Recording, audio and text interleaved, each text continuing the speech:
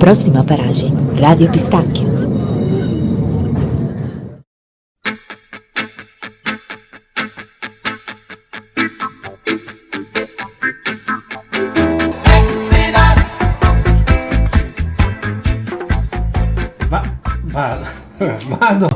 Vado cari pistacchi, comincio in italiano ma passo subito all'esame d'inglese orale. Dears Pistacchi, welcome to a usual broadcast of Radio Pistacchio. Tonight we start speaking in English and maybe we will end in Turkish.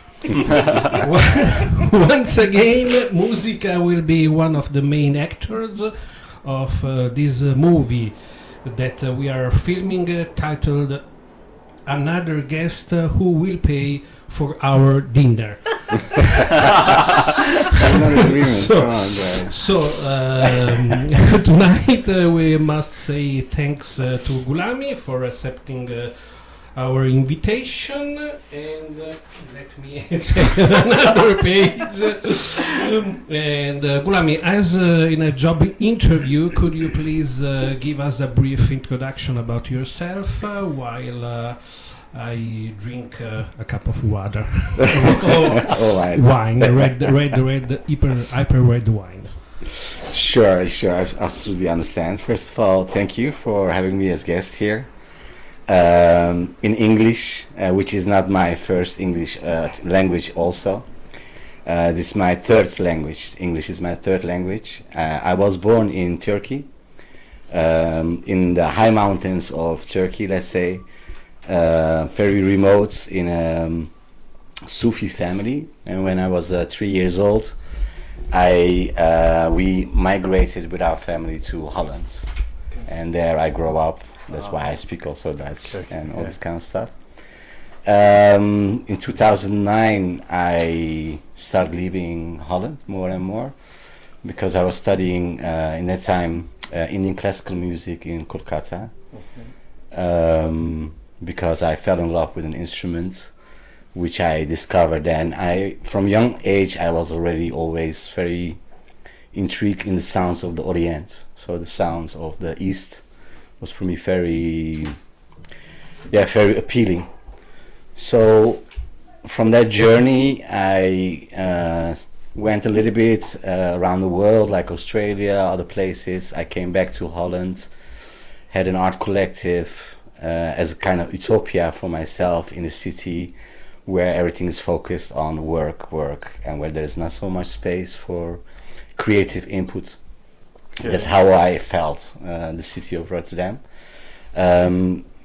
So then I left, and for me it was kind of a choice, like what to do, why Portugal. I actually don't know. I was in that period that I was maybe soul searching. Yes, I was kind of soul searching, I believe. I did some volunteer work in the mountains in Algarve, like doing shepherd stuff, and then I loved Portugal so much. It's like 11 years ago that I decided, okay, I'm gonna move here. So since then I'm here, and I'm engaged, of course, with music since I'm here, and I'm still very active in the musical scene in Portugal and outside also. Okay. Thank you very much. I had a question, because one of the first things you said is that you come from a Sufi family, and I'm a bit curious about that, just to understand, if you can, in few words, explain what would be the difference between Sufism and Muslim, because they are connected, but they have a very important difference. And if you can explain me as well why there was a persecution, because if I'm not wrong, there was in Turkey as well, I think it was banned for a period.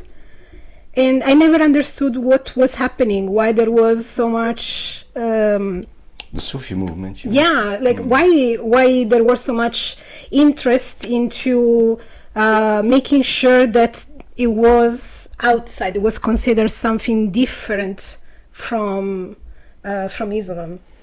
Yes. I don't know exactly what is Yeah, the absolutely. I understand. And also use the word Sufi, which is actually like the word Sufi in itself is, let's say, comes from the Arab word, which is meant to give to a robe, which these Sufi people were wearing. These people who are in search in God, these dervishes and so on. There's this tradition. So absolutely, it has a connection with the Islam, but the Sufism itself is much more ancient than Islam or Judaism or Buddhism or whatsoever. It goes far more back. It has much more ancient roots. Where when those people got Islamized, for example, they didn't took the Islam in that way as their own. So they didn't build mosques. They didn't go to the mosque to pray. So they kept their own traditions. What is important for me, why I say that I come from a Sufi family, is that in our spiritual exercises we use music as a very powerful tool for elevation of the spirit. So together with music and dance form, which is very different than what you see on television, for example, where I come from, is not that the men wear skirts and have like this hats. Absolutely not. It's a man and a woman and a man and a woman. So it's always a couple, where the woman represents another function. She's the center of the cosmos, and the man is the protector of the cosmos. So their choreography of dances are also very, very much different. So I grew up in this culture where music is not only entertainment, but it's also a very deep part of your spirituality. And that has always influenced me in the search of music as well. Oh, that's So very this, nice. this side of it. And coming back to your question, it's not that the Sufis are prosecuted. Of course, when the Republic in 1923 or something like that was founded, then all the Islamic movements were shut down. Because before that the empire was very mingled with also the religious order and so on. So all those orders were shut down to have a secular state. But it were, for example, the Alevi, the Sufis, for where we come from, who loved this movement also very much, because it was also something liberating. We have been always prosecuted, exiled, prosecuted. The reason where I come from is like 2,000 meters above sea level. It's in the mountains. So all these people run away to these harsh lands just to be left alone. But I'm speaking from centuries ago also. No? The most recent violation of people dying, people attacking, was like in the 90s. When the Islamic extremists burned a hotel with artists, students, and so on. And it was in the city where I come from. Because this city is also very known as a very strong lost hold, actually, in that way. It has a very strong Sufi tradition in itself. In that way, so most of the people who are artists or intellectuals or are in this kind of levels of society are mostly also Sufis. They are much more involved in this kind of parts. I was reading, it was fascinating me because the most common interpretation I was able to find to have a better idea is that it's more connected to kind of your spirit, what you're doing here before you die needs to be good instead of after you die. Absolutely, and then you ask to Allah. Yeah, exactly. So that was fascinating a lot, because it was saying you should be able to know yourself and free yourself from some restriction that could actually lead you to do worse. So I don't know if that was correct, but this is what I was able to find, and it was very this fascinating. is very pure. What you say is absolutely like that. So there is no rule of you have to pray 5 times a day, or you have to go to the church to the miss or whatsoever. It's more like if you are in search of God, you are a part of God, as we are a part of nature, and nature represents also God in that sense. So try to find that godness in yourself by being pure. So all the questions, you don't have to it's in this life that you have to do everything. Yeah. It's in this life that you are pure or not, if you reach God or not. It's not about another lifetime. Of course, there are elements of reincarnation in our culture as well, which is not in Islam, but in the Sufi culture there are elements of reincarnation, especially in poetry and so on.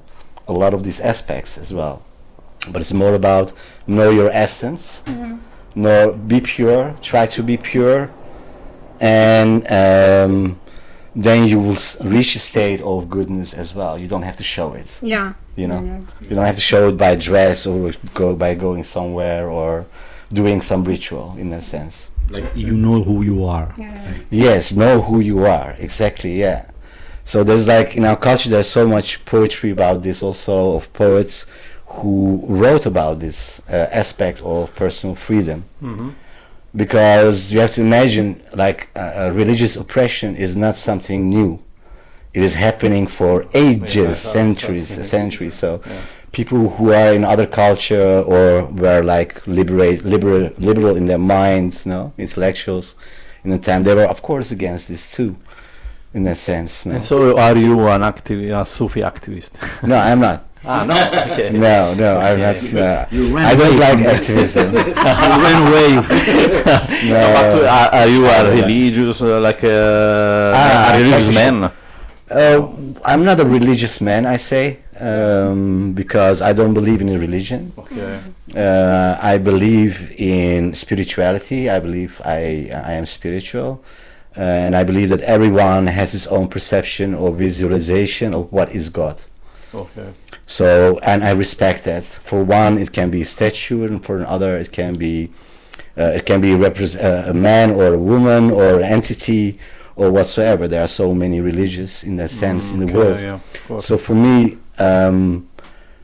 I think that I am more close to the Sufi thoughts of like, not per se in search of religion, but more about finding peace in myself. And finding peace in myself is also to realize what is life and how beautiful that is actually, and that's very godly, if you say so.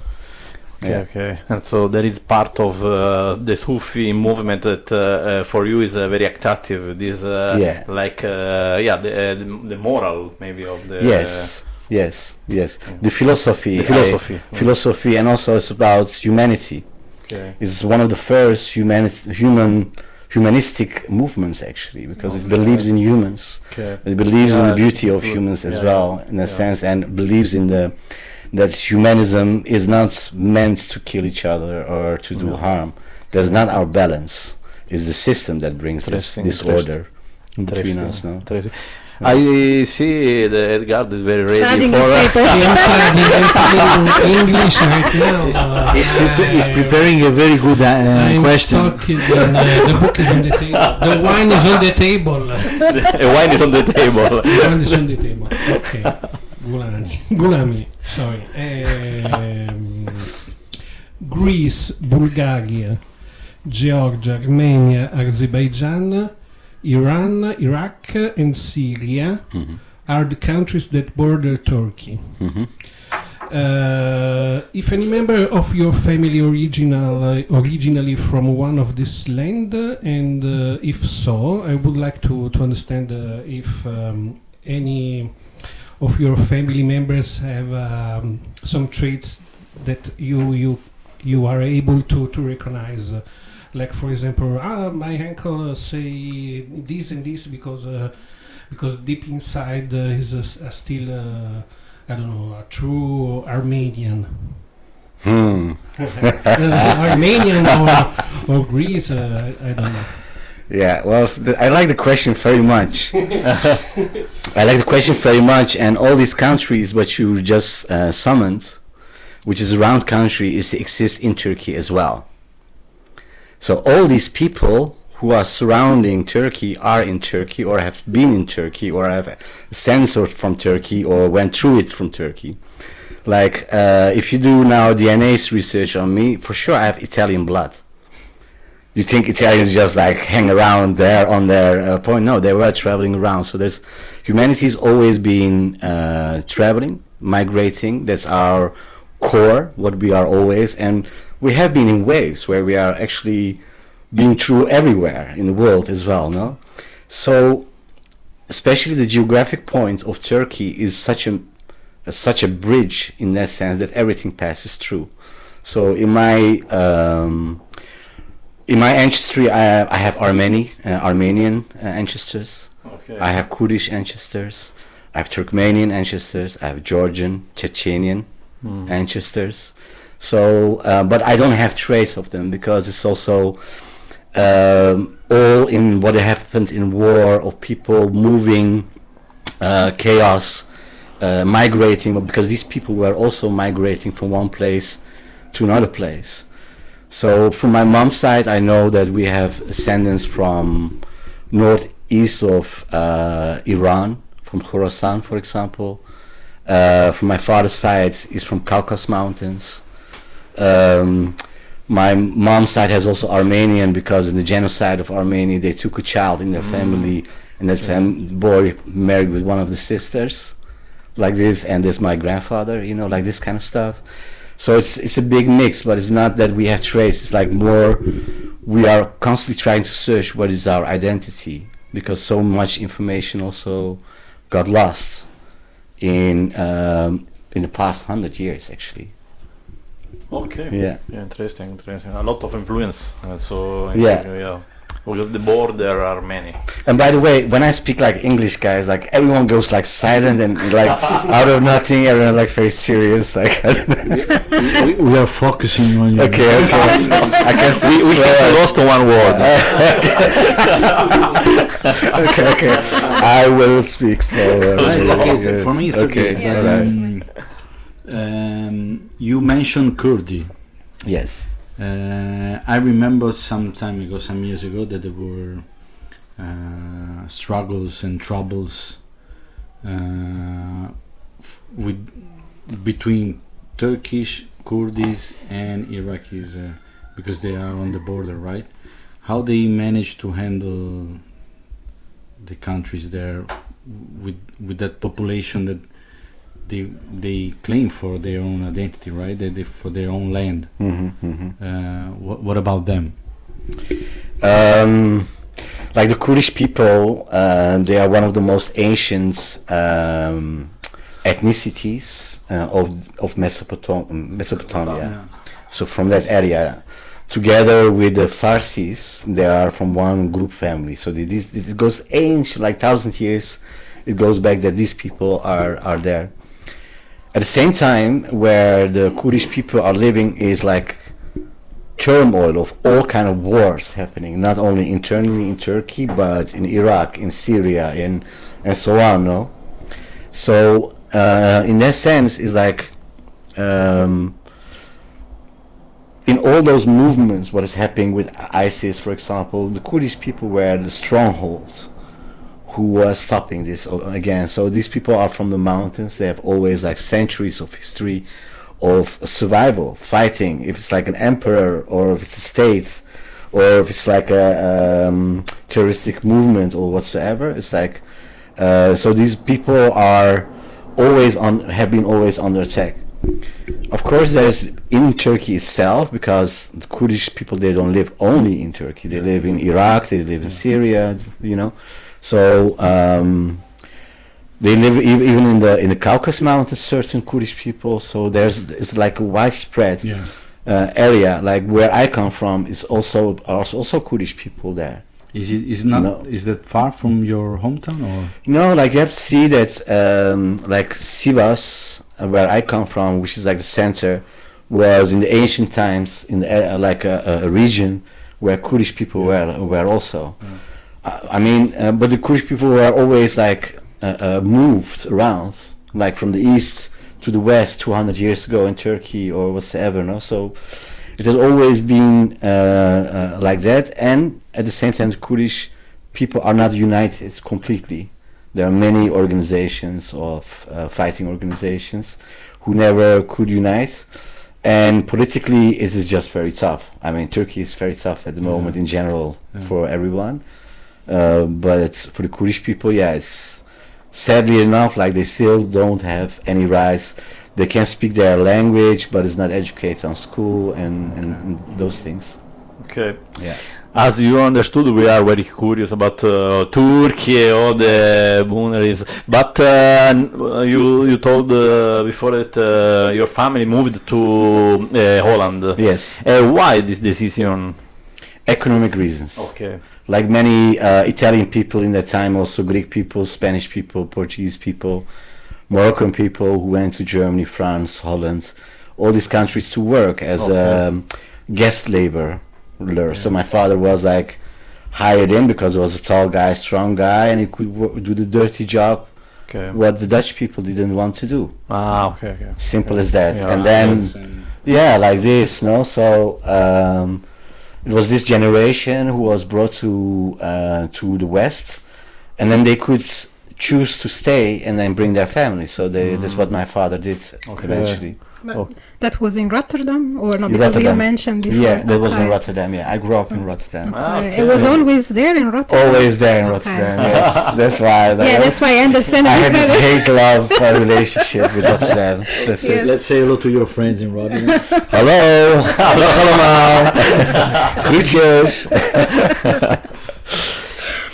And you decide from there to go to India, to Kolkata. Was Yes. it from there directly from Rotterdam? Yeah. It was a kind of strange story because when I discovered the instrument, the teacher who was teaching at the conservatory got a stroke, so he was paralyzed and could not teach. So I waited like 1 year on the conservatory waiting for a teacher to come. And when that didn't happen, I thought, you know what, I'm gonna contact the old teacher. But I didn't know what I should expect because he was in a coma, he was like paralyzed from one side and all this. So after 1 year, I contacted him, and the crazy thing is like we fell in love with each other. He became one of my best friends, and with him, I went to India. He brought me to his father, which was like a master singer, still like teaching. So I stayed in his father's house because he could not teach. I was searching and having classes with other teachers in Kolkata.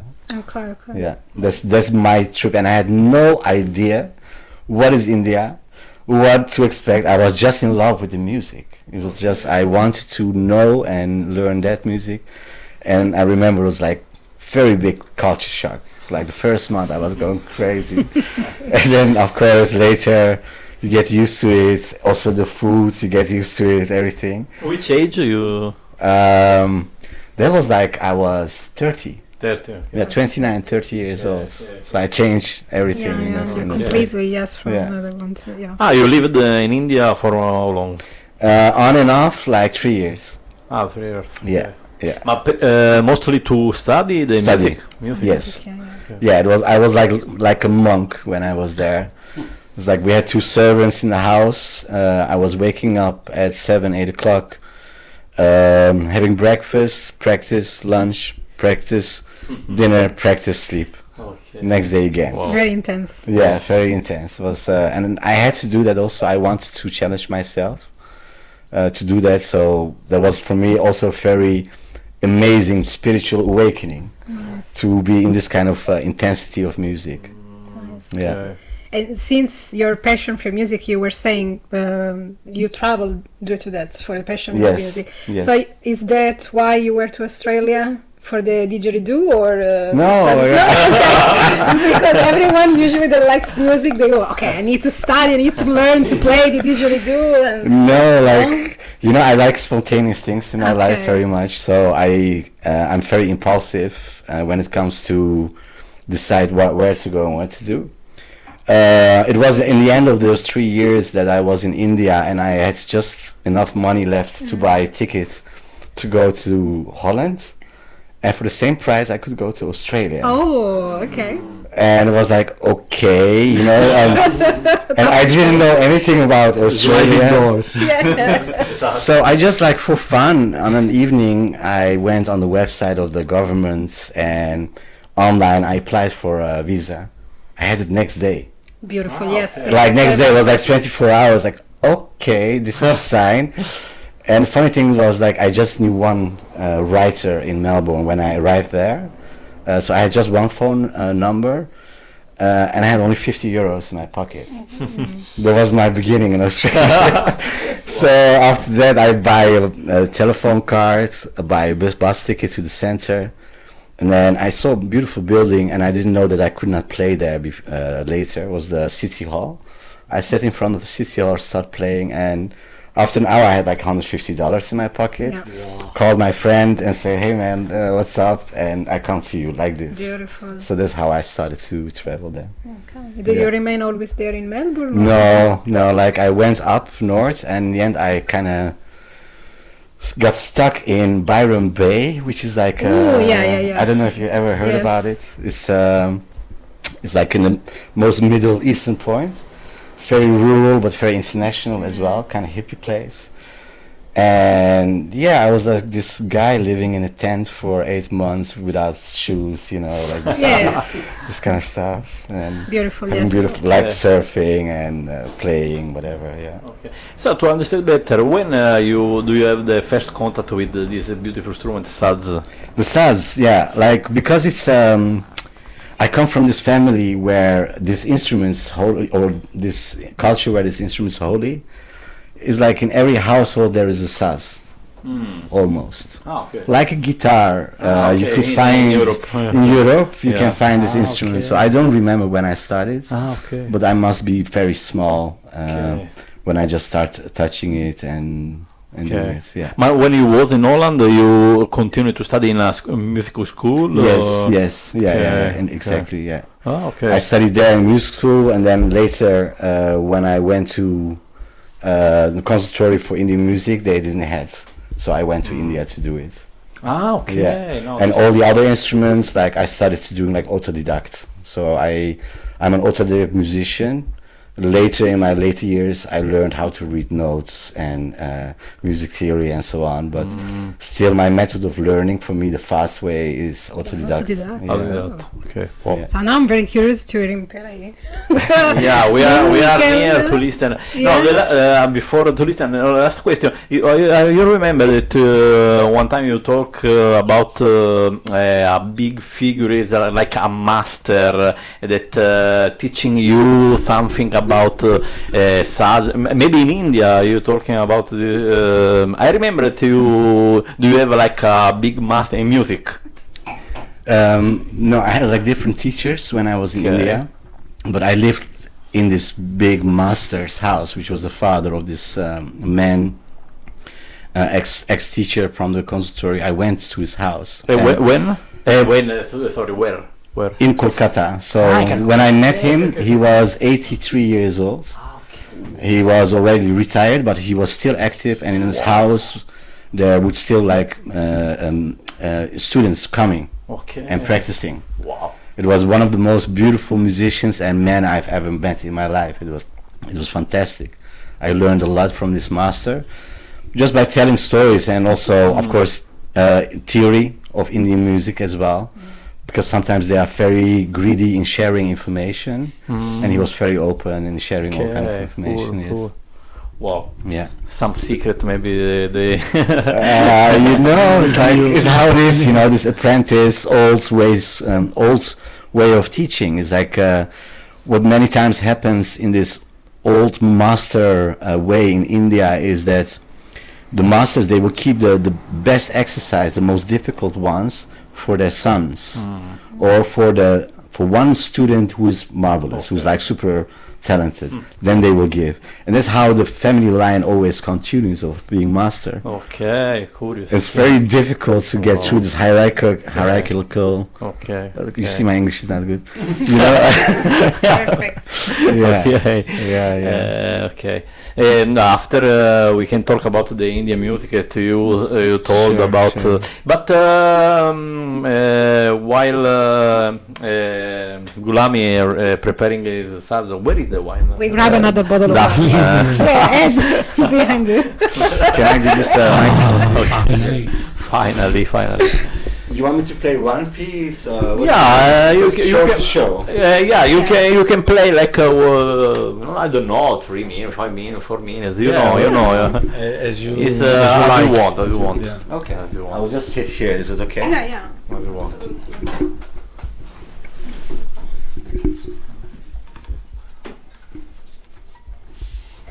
So this is like the stars now. Is it okay to sound like this? It's not too loud? Yeah. No, it's perfect.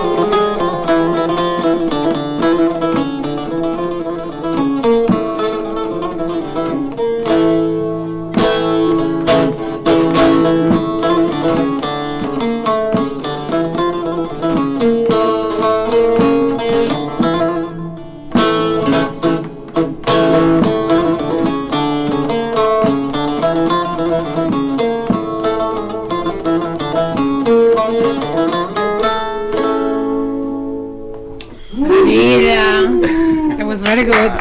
Beautiful. Beautiful. This was like a traditional music or some? Yes, this is like this is called Yağcılar Zeybek. Zeybek is a form of music from west of Turkey. Okay. It's a dance, a very slow dance. The time signature is 9/4, which means like 1 2 3 4 1 2 3 4 Okay. 1 1 2 Okay. like this. No, Okay. it's a very strange time signature, but it's very slow, and it's a dance of the barbarians, which is like the old guerrilla fighters against the Ottoman state, who are saying "fuck off" and we fight against you. So these were like it's a very slow dance and very macho. Okay. Wow. Yes. Beautiful. Yeah, we maybe we can did a question after we put one music to pause. If yeah, Or maybe Edgardo had prepared. Plenty. Two things at the same time. Mind my English lesson. Okay. Sorry if I come back to the Turkey, but just for my personal curiosity, this is not a question about Erdogan, but about the media, the Turkish media. Okay, because between February 5 and 6 to 2023, if I remember good, there was a catastrophic earthquake that hit Turkey and Syria. What is the state of recovery? And maybe the question more important is still a topic of discussion by the media, or it has been forgotten? Yeah, well, to be honest to you, I don't follow any media of Turkish television because, I mean, I get the information what I need anyways. So I believe that media is very spoiled and absolutely not free in Turkey. There is no sense of freedom, even if it's like independent channels. There is absolutely no sense of freedom in Turkey. What it says.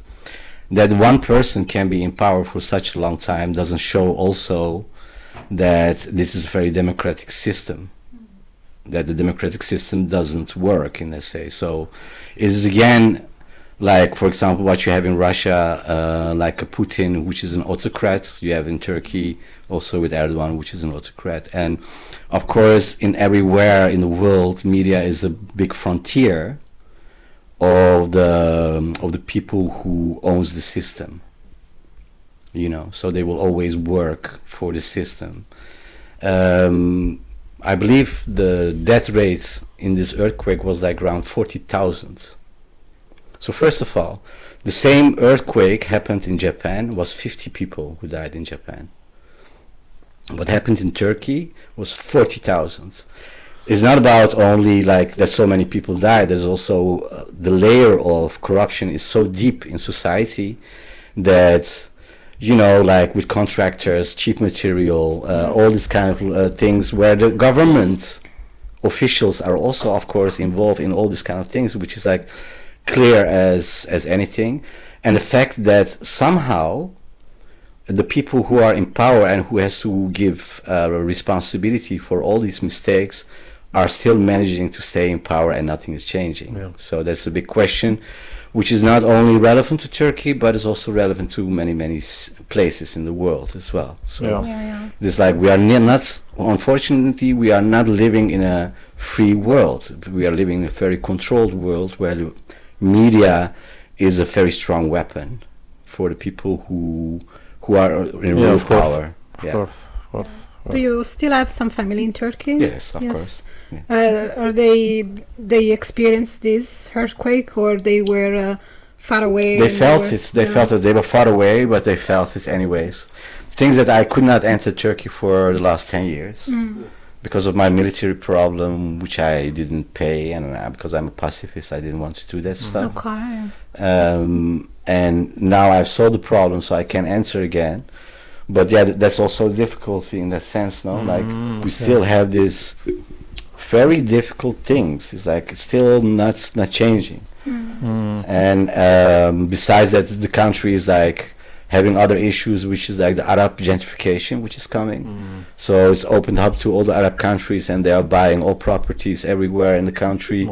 In Istanbul, you cannot go to a restaurant and talk Turkish with a garçon, waiter, because he speaks Arab. No. When taxi driver, when you enter a taxi in Turkey and taxi driver hears that you speak Turkish, he will not accept you because you are not Arab. You have more money if you are Arab. So these kind of things are happening in Turkey also, you know. It's like quite wild, and so this government is not protecting its own people. It was not there. It's still staying there. Didn't change anything, and at the same time, the country is being sold out. So someone is getting rich because of this, right? Someone is getting very, very rich. Yeah. I think after this political question, maybe we have also saying in Turkish that when you drink alcohol, don't speak about God and politics. Still spoil the day. And we are talking about God and politics all the time. Okay. After we are talking about football. So. This is Radio Pistacchio, so okay. We make an exception. Ok, entravo pausa.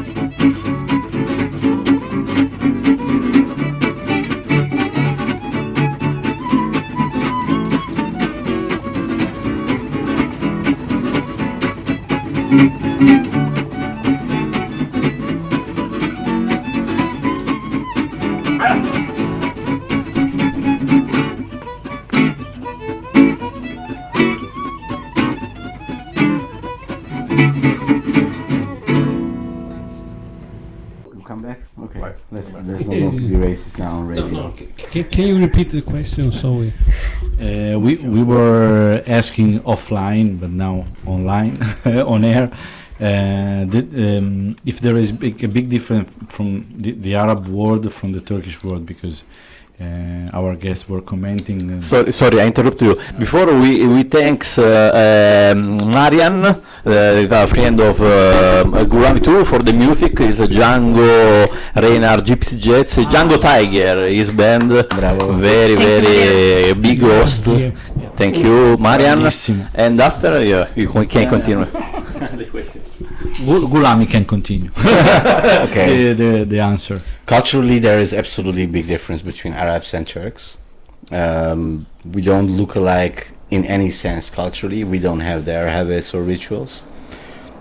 Of course, the Turks are Muslims, but Indonesians are also Muslims, and they don't have anything to do with Arabs. What the Turkish people don't like, what is happening now in Turkey very much because of the gentrification, Arab gentrification, is that they feel like that the Arab culture is like oppressed to the people. Like they have to accept a culture which is not theirs in a sense. So there's a lot of resistance in that way, At the same time, we have Arabs living in Turkey too, in the southeast to the Syrian border. We have Arabs, and they are a part of Turkey for more than 100 years. But they preserve their culture, and they speak Arabic and Turkish themselves, so that's not a problem at all. But they are really different than us, even the Arabs in Turkey, they are different than people from the northeast, from the north, for example, who have maybe like old Greek ascendants. So the Caucasus is different, the West is different, like it's more to Greece. So these are all different areas with different cultures within. But in Turkey there is a lot of Islamic people, no? I think. The majority is. Majority. Yes. A delicate question. How is the role or the figure of the woman in Turkey? Because we know in Arabic people sometimes they missing some rights for the woman. How is in Turkey? Well, okay. Let me start with this, because I don't want to have in every answer in the question that you tell me about Turkey to be very negative all the time, okay? Because it always ends up there. But so let me start with the positive side first. Okay. Turkey, since Republic is there, has one of the highest rates of educated women, which is higher than Sweden or something like that. So I'm talking about professors and like intellectuals, and so the academic people. So there's a very high rate, and always been very strong push in the equal rights of women. Okay. From the start of Republic, the women in Turkey had earlier voting rights than many other European countries before already, right? So this change in Turkey is like super remarkable. What is happening now for the past 20 years, something like this, step back. Is like is not only step back, it's also like what is happening in the world with all these crazy things.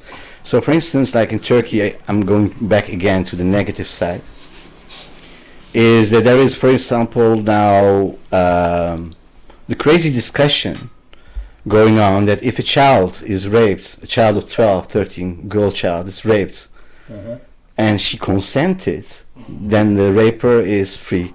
Or if the raper says they want to have a law where the raper says, I will marry that person. We had it in Italy as well, unluckily. Yeah. And like this kind of insane things where you want to kick the basics of society, you want to kick actually the basics of humanity, protection. We are talking about children here too, Yeah. Common sense, like. Exactly. So this is a very crazy thing happening, and of course the woman who are in Turkey, who are fighting to this, they are very strong, Okay.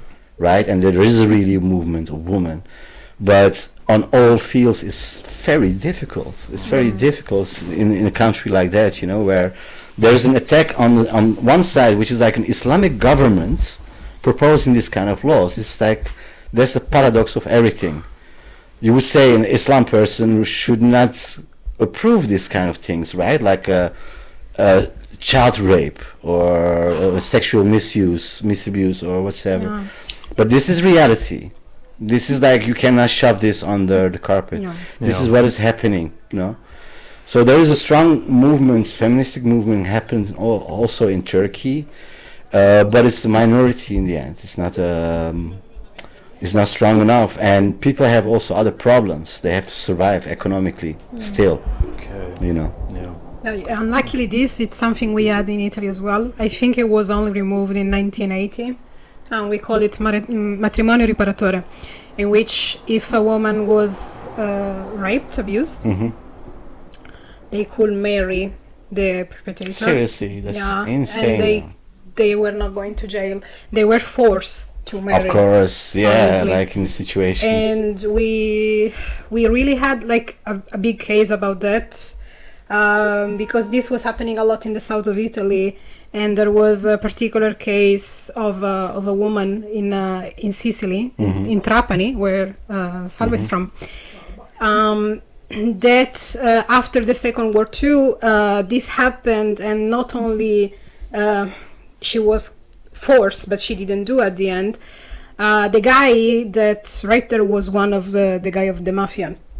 And this was the My God. first case in Italy of a Yeah. woman that was not actually forced to be accepting this. So she was forced, but she didn't do that. And for us, it was the first case. But after that, this was like in 1947, something like that. Okay. I think the law was removed only in the 80s, like 1980s. That is crazy. So that That's- is very crazy because in a Western definitely European not. country, Yeah, right? yeah. It's not an Islamic country. This is a It's not, Western yeah. Christian because, country. even because at that time, I think that even divorce was not allowed. So was you not. Yeah, just well, forced yeah. to be married, and then and then Like a prison. But you know, I've been in Turkey. I've only been in Istanbul and around Istanbul, but I had a very good experience with Turkish. So I was in a very small hotel, and it was managed by Turkish people. They were super friendly. I loved it. We are not bad, you know. We're not rapers.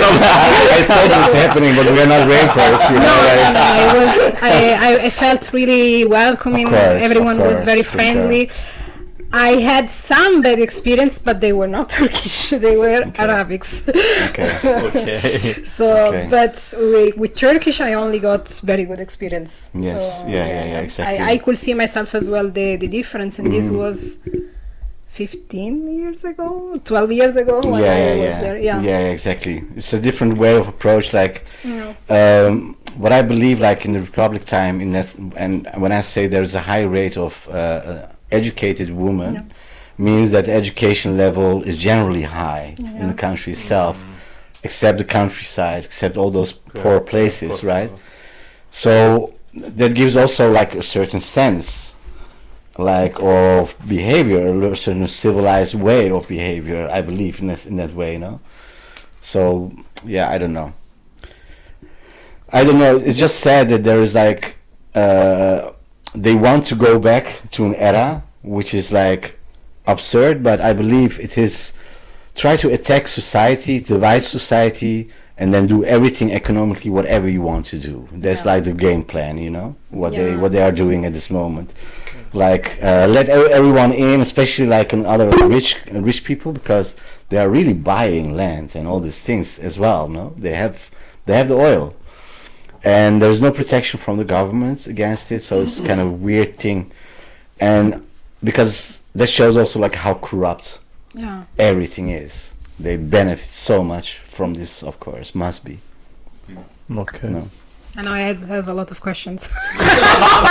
I can see your notebook. A workbook. Okay, I will change the topic, and I would like to talk about the sats. Yes. Yeah. I don't know if my pronunciation Very good. is. So, what kind of instrument is the saz, and how do you care of it? And I see it's like there's a big stomach, like mine, and I don't know if you can see some link to the Portuguese guitar. Yeah. I don't know if similar. They have the same stomach, the same shape. And have you ever tried to play Portuguese guitars or not? Or you are not interested? Okay. Yeah, nice one. So I will show you the instrument first, so people can see what is the stomach, what you are talking about. Wow. Your stomach is not so big. This is much bigger. Yeah, you exaggerate. We are near. So Same this, family. yeah. So this instrument, it is now in this form, for example, but it's like a form which is like also recent. Maybe let's say 70, 80 years, no, in a sense. But the whole instrument like this is a very ancient instrument. This lute you can find in from Xinjiang province, which is like West China, to Bosnia, and all of this instrument has different names. So the most general is that there's like 3 pair strings, 1, 2, 3. No. Okay. Now it's doubles, just to give more emphasis and more voice, but it's 3. Sometimes it can be 2. Okay. Sometimes it can be 3. Okay. It's like this instrument, and it's an instrument where you can see that the division, all these stripes, are not equal like in a guitar would be. So there's like big, small, big, big, small, small, and these represent all these common notes, all these microtones which exist in modal music, in the Eastern music. Okay. That's why all these frets are there, and that's why you can play it. I can show it a little bit while I'm talking, actually. Yeah, of course.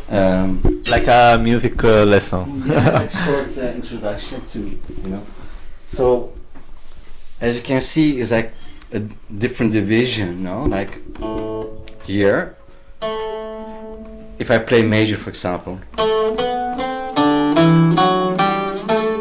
Oh, sorry. Sorry, I cannot play major even. Right? Okay. But if I go like in other fields, I go like. It sounds different.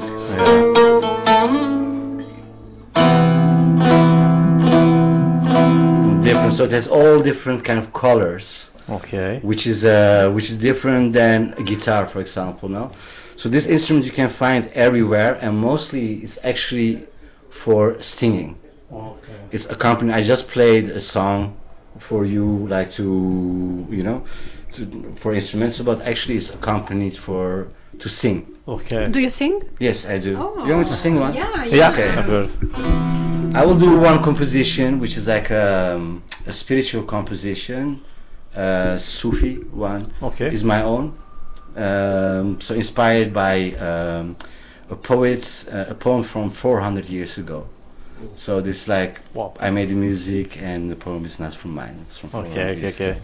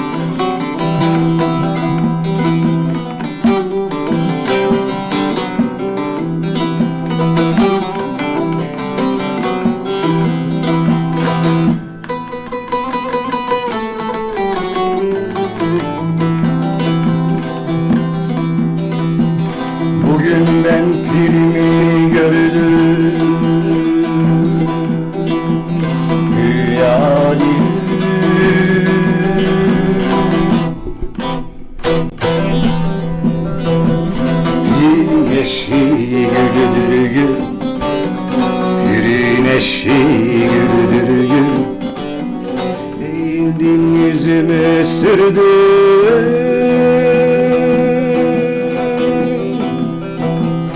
Bir eteğimdir gül, bir eteğimdir gül.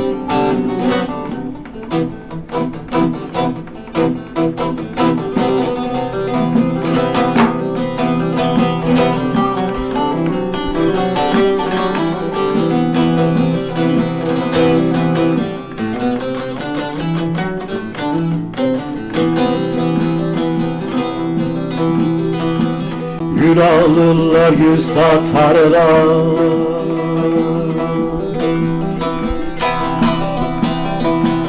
Çarşı pazarı gülüdür gül, çarşı pazarı gülüdür gül.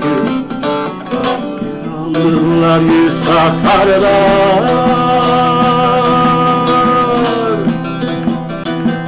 Çarşı pazarı gülüdür gül.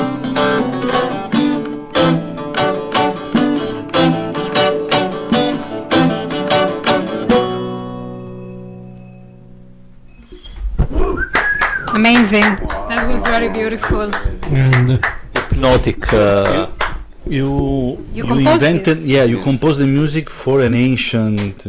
Yes, Inspiration. yes, yes. I didn't play the whole song, but it's like I will hold it for you. You're like holding like this. Can I have also a little bit of? Let's go. I feel like this kind of instrument is more natural to play like minor things, you know. In maybe is with major is more rare, maybe.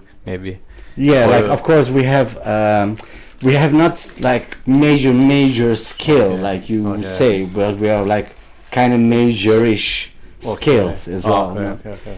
And this instrument is meant for folkloric music. Yeah. So which is like a very different, which is different than Turkish classical music, where in Turkish classical music more notes are used than in folkloric music.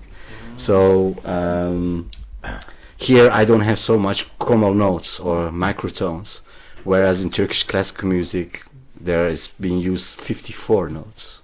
Okay. So you have to understand that in Western music they have 12 notes. No, the temper scale they have 12 notes. Turkish music, classical music has 54. So it's much more all these common notes Yeah, which the you have to microphone. Yeah. what you have to listen. Okay. My last question maybe about salsa. Thank you It's so true. much for that. Drink wine maybe because a delicate question. No, it's true that the in Greece they have a similar instrument is Buzuki. It's true that Buzuki the root of Buzuki is in Sats. It's Yes, true? yes, yes. Okay. Because like even the word Buzuki, so in Turkish, Buzuk means wrong.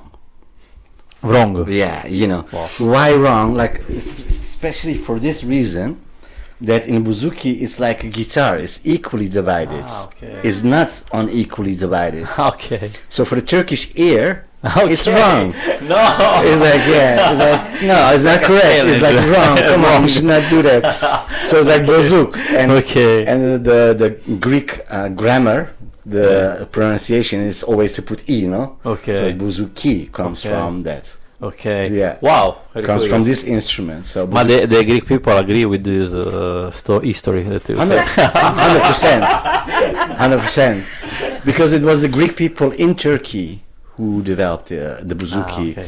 So Buzuki comes from the same culture as the Fado culture, which is like the underground city music, which was like here in the Fado singers were prostitutes, for example, in Yes, Ria yeah. and Alfama and so on. Yeah. So Rebetiko music, Rebetiko. where the Buzuki instrument yes, comes played from, was also underground music, where they were sniffing of course. cocaine and Yeah, of course, prostitution and of course. everything, and Yeah, like of course. heavy hardcore shit, you know. Exactly. So it was, and Rebetiko, the music, Rebet in Rebet. Turkey means outcast in Turkish. Outcast. Okay. You know, outcast. You are not from society. You are an outcast. So Rebetiko. Wow. The Okay. music comes also from there. Okay. Buzuki, the wrong instrument. You know, like, and it was the Greeks who developed it. It's not the Turkish people, because the Greek they made they want to have more equal with the guitar. So Okay, company, curious. This. so they made it. It was invention, a Greek invention. Okay. Yeah. Maybe sorry because a lot of questions about sads, but one people say that the roots of the sads is from Persian instruments, old Persian instruments. It's older than that. It's like goes till like I say to west of China. West China. Where they call this instrument dotar or dutar, okay. They have other names for it. Okay. It's an instrument which is like from like Xinjiang, Kazakhstan, Turkestan, Turkmenistan, Tajikistan, Very all these frequent. kind. Iran, where they call it setar. Setar, in sitar, setar, no? Setar, okay. So, and then it's always tar. Tar is like the version, the guitar. Okay. It means string. Okay. Dutar, setar, one string, or three strings, setar, like this. Okay. It's all about this Now this makes sense. So the guitar comes also, the tar from yeah. guitar comes from there, from the string. Beautiful. It's a string instrument. Beautiful. Yeah. Maybe it's time of the last. Question, there's a long list. That's amazing. No, but we didn't talk about why you moved to Portugal. Yeah. The question is The question is longer than the answer. about Lisbon. And so is your time, okay. Because a question is, do you plan to stay in Lisbon for a long time? I mean, it's like your second home. And when I say second home, I mean a place for raising your children. For example. Okay, shit, yeah, it's a very good question, First of all, my child, I have a daughter, she's 25. Wow. So that one is a grown up already, she's gonna marry next year. Wow. So, no worries about that. Why did I come to Lisbon? It's a very good question. The thing is that I didn't feel good in the place where I was. So I was in search for something else. And when I was here and I found that it was kind of okay, I stayed, but I kind of get stuck. Stuck, not in a bad sense, because life can be so tranquil here and so easygoing. If you compare to the northern European countries where I grew up, for example, there, where there's much more pressure and it's like no one has time. Like you're sitting in the bus and it's like written on the bus, okay, the next station is on that time there, and people are like watching it, like driver, don't be like 30 seconds late. It's like crazy, It's always like it surrounds you, time surrounds you, but they never have time. Here we are in the most southern corner of Europe, where the perception of time is also much more easy and tranquil going on. It's a beautiful country, but at the same time, I feel it's too slow sometimes. It's a good base to have to come back here because the nature is beautiful. Portugal is a very cool country. It's still very safe. Everything, it's very nice. Nature is great. You go out of the city and you are in the most beautiful places everywhere. So I believe it's a beautiful, beautiful country which I would not want to let go. But the world is open, man. Like you cannot I realized I was this year in Angola. We had to play and was like by invitation, and it was like the most amazing experience. And I was like, okay, I got reminded again, like move your ass, because sometimes it's very good to be on the move also, and to have new experiences and to travel, to see, to learn, and to be always very excited about learning new things. What is new, what is going on, and this kind of stuff. Talking about learning, what about the Portuguese language? Yeah, man, that's like one of the. If I would speak Portuguese now, it's gonna be like very, very funny. I prefer not. No, I understand everything. Okay. I can make myself quite clear when I have to, but it is also so easy in Lisbon to not to speak Portuguese. Yeah, it's absolutely true. Because it's like everyone gives an answer in English, and it's all good. And maybe maybe one day if I move out of Portugal, then I start learning Portuguese for good. Like professional. Okay, so maybe last question. What about your project now? You are playing in which kind of band? What you are doing? Yeah, like I was part of many bands here. Met many musicians. It's like amazing how much beautiful musicians there are here in Portugal. I'm working still. I'm part still from as a member of Orchestra Todos. Okay. Together with Marianne. Yes. With Marianne, we did many projects together. Actually, we still collaborate together. Now we are forming a trio. Okay. Whereas we want to focus on a certain form of Balkanic music. Okay. Where I don't play the saz, but I play the oud, ala oud. The oud. Yeah, because I play many instruments. Yes, so it's like this is what I learned from childhood. Okay. But I studied other instruments as well. Okay. You play gypsy jazz as well? No. Oh, okay. I hate that. Sorry guys, I'm so sorry. Sorry, Marian. No? Yeah, Marian knows it. Marian knows.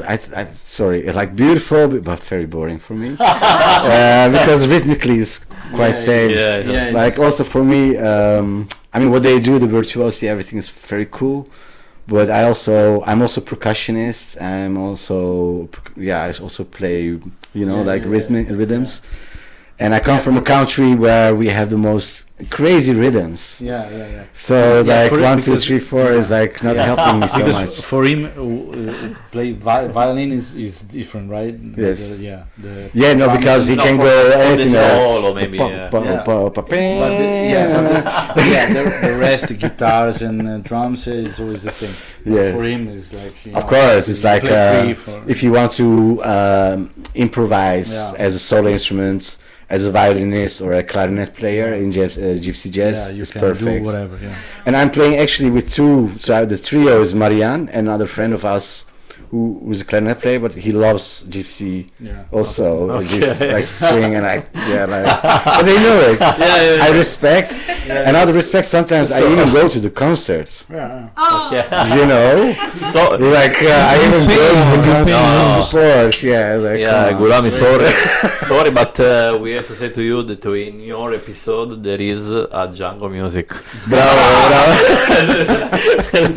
Sorry, but Marian sent to us this music. No, I know that a lot of people love it. It's just not my thing. No, just to thank Marian for the music. Okay. Maybe it's time to say goodbye.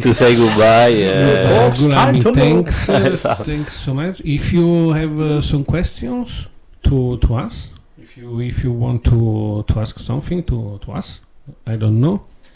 No, I was very pleased about this evening together. Very nice. It was very fluent. Sorry for my English, people. Because my English is also not my first language. But I find it very cool, the initiative what you guys are doing, and your enthusiasm in this one is like very cool. And I will stay tuned with you for sure. Thank you. Even if I don't understand Italian or this macaroni. You just do this. Thanks to you to be our guest. Thank you. And sorry for our Italian English. How you say goodbye in Turkish? Hoşça kal. Hoşça kal.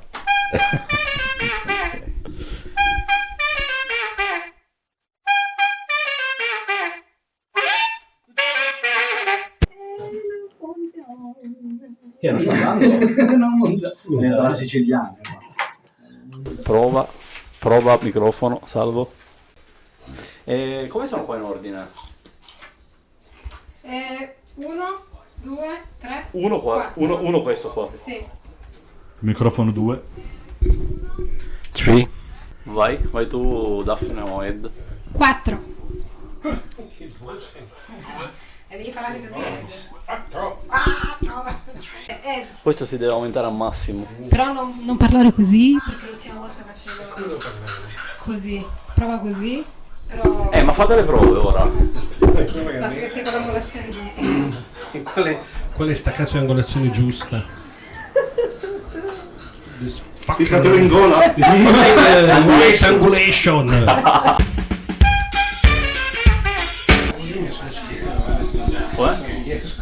Ti sei portato il dizionario? Va bene. Now is time of the wine, maybe. This is the time. Ci sono solo 4 bicchieri. Oh no. Ah no, because it was hidden also. I was worried. Oh, someone don't drink. Salute. Rec. All rec. Devo trovare la sigla, ragazzi.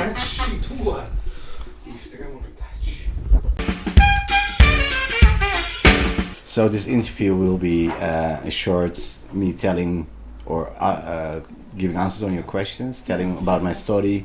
Yeah, it's like spontaneous. Yeah. Spontaneous. Yeah. Okay. You mostly have to drink wine.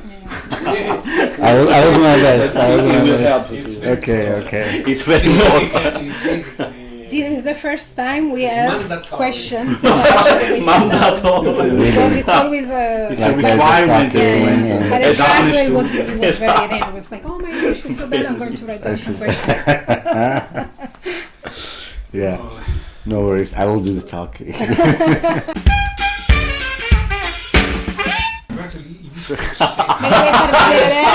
Welcome back He's very emotionated. for the very first time in English. Because my English is Very good, man. very bad. Easy. For the very first time in English.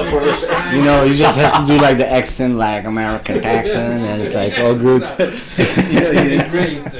Like, yeah, in honor to Trump. In order to fight.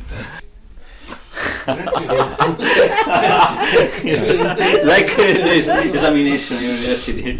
Just a minute. Cecchini, it's your time. Just a moment. Mine is the... Esatto. No, your turn. Your turn. Podcast, possiamo dire invece di puntata. This broadcast. Giusto, vabbè. Va bene. Don't worry, man. You're good. Exactly, yeah, for the nerves. You can say. Ok, lancio la sigla.